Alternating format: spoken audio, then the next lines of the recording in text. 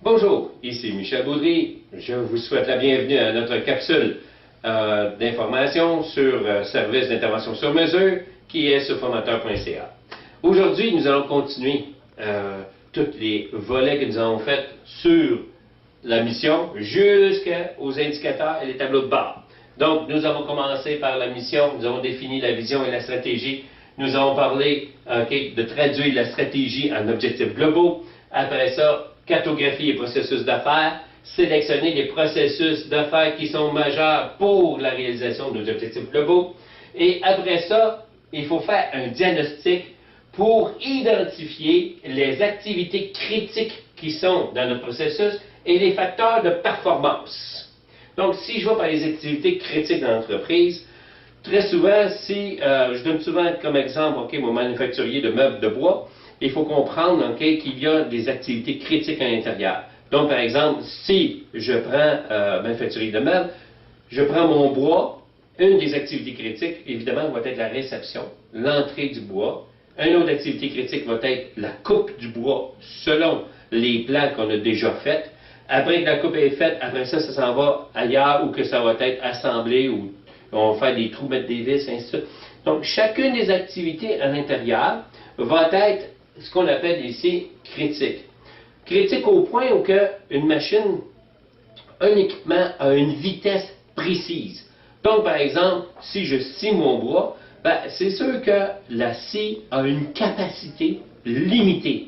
Donc, elle devient critique. Pourquoi? À cause de sa capacité qui est limitative dans le temps. Je ne peux pas faire plus de meubles que, évidemment, les équipements que je possède. Donc, à partir de là, c'est sûr que si moi, au départ, j'ai fait une stratégie et je me suis dit, mon entreprise, elle a 1 million de chiffre d'affaires, je veux l'amener à 5 millions. Si les équipements que j'ai dans ma production ont des limitations et je veux augmenter ma production pour faire plus de ventes, c'est sûr qu'il va falloir que je tienne compte de ces ressources. C'est sûr qu'il va falloir que je tienne compte, à partir de là, de la productivité de mes gens, de leur efficience, de leur efficacité, de la qualité des produits qu'ils font. Donc, tout ça est critique au point de vue de chacune des machines. Donc, il faut que j'identifie, il faut que je regarde leur limitation, les quantités dans le temps. À partir de là, qu'est-ce que je peux faire pour l'améliorer? Comment que je peux faire pour améliorer cette production-là? Si j'ai une qualité, par exemple, ou que j'ai des rebuts à 5%, si j'ai 95% de qualité de bons meubles et 5% de rejet, ce qu'on appelle des rebuts, à ce moment-là, qu'est-ce que je peux faire pour améliorer ça? Donc, à partir de là, je commence à vous donner ici des indicateurs. Je commence à vous indiquer des quantités par le temps. Je commence à vous indiquer le nombre de rejets que j'ai sur une période de temps. À partir de là, on commence à construire nos indicateurs.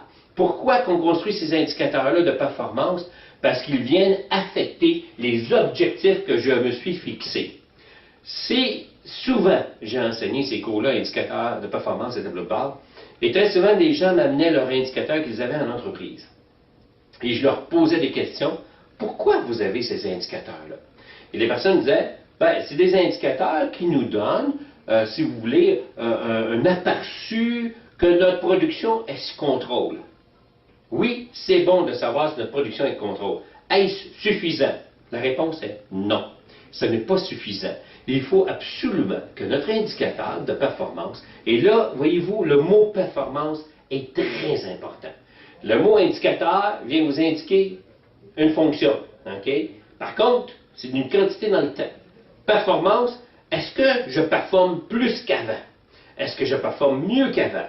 Est-ce que j'ai moins de rebuts qu'avant? Est-ce que ma qualité est supérieure de mon produit qu'avant? L'indicateur performance vous pousse à performer, vous pousse à améliorer.